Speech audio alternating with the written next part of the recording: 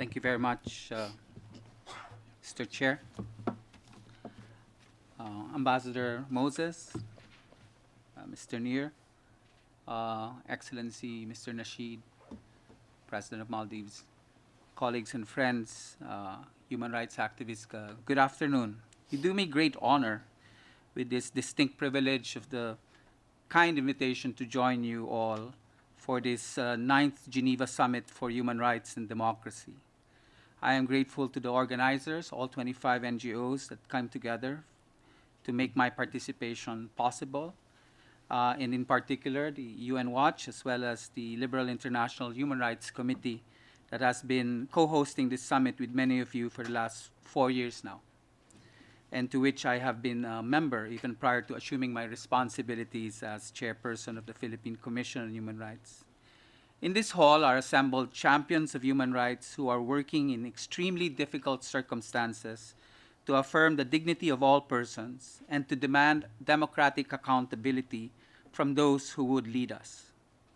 The work that you do is reminiscent of the dedication and sacrifice during the dark days of dictatorship in my country of the great Filipino statesman Jose Wright Jokno, who remained steadfast in pursuit of truth and justice amidst tremendous personal adversity. He had once said, "No cause is more worthy than the cause of human rights. They are what make a man human. Deny them, and you deny man's humanity." At this critical of times, it is important to establish a platform such as this for freedom-loving advocates of democracy and human rights from across the world to come together in order to develop ideas and strategies to build stronger networks for cooperation as we strive to collectively confront the challenges ahead of us. That, should we falter or fail, could undermine whatever progress we have thus far achieved over the last few decades on behalf of humanity. As we gather in Geneva today, that which had previously been an ominous dark cloud in what seemed a distant horizon has now manifested as the menacing twin specters of violent extremism and illiberal populist demagoguery, looming heavily in every hemisphere, ready to overwhelm us into submission and to accept a future world order based upon the brazen power of brute force rather than that which is rule-based. This situation can no longer be ignored or brushed aside as a mere passing moment or temporary phenomenon that we hope might just as quickly dissipate of their own accord. As to my mind, they constitute nothing less than an existential threat to that which we and those who have come before us have painstakingly sought to build through many years of struggle against tyranny and oppression. This, our imperfect edifice of democracy that respects human rights, promotes equality for all, and upholds the rule of law. If we are unable to muster both the courage and energy necessary to push back against this twin menace of our time, then I am afraid that we might be doomed to suffer the same fate our forebears had to endure in the first half of the last century. 100 years ago, neither democracy nor human rights had hardly been firmly entrenched in many of our societies when we had to confront a similar challenge that took a heavy toll in terms of armed conflict and horrendous atrocities, basically pushing humanity itself to the brink of extinction. Thankfully, we had managed to pull back by regaining our common sense and affirming the need for peace and international cooperation grounded upon universal democratic principles and human rights. Now, 69 years after the adoption of the Universal Declaration of Human Rights and just barely a quarter century from when Francis Fukuyama triumphantly asserted the end of history, it may now appear that this once ascendant democratic consensus we had sought so long to nurture, deepen, and widen is now once more presented with a familiar adversity, albeit manifesting itself in new contemporary and popular forms.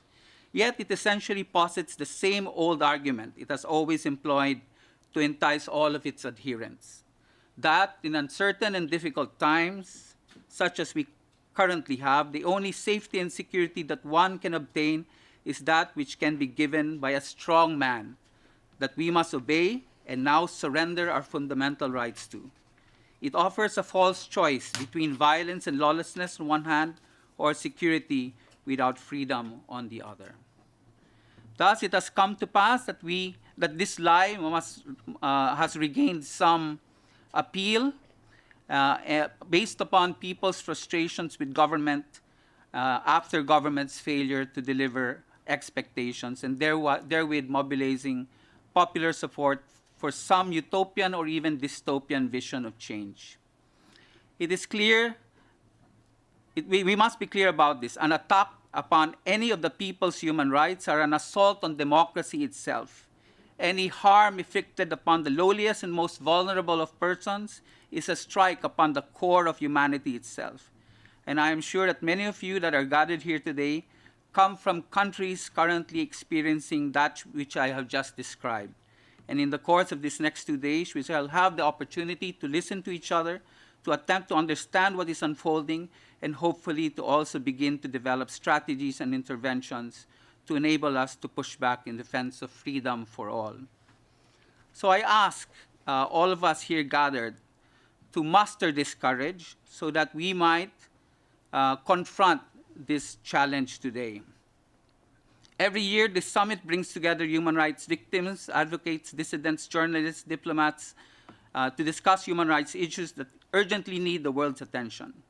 Recognizing that the cause of human rights is fought hand in hand because human rights violated, committed any place in this world should be a concern for all nations.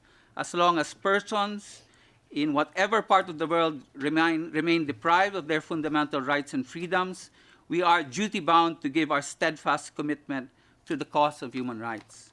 So I ask all of us today, let us push back against these threats.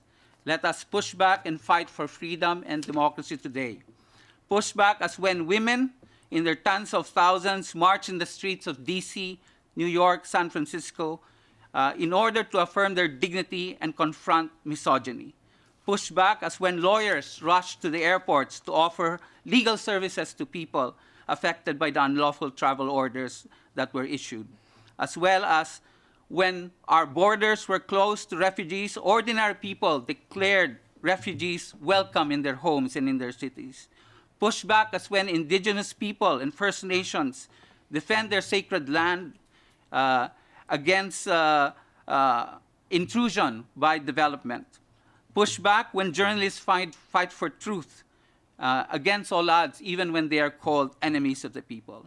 Push back like the children in Palestine who form barricades to prevent bulldozers from tearing down their homes. This is what we must do together as a united nations of moral leaders.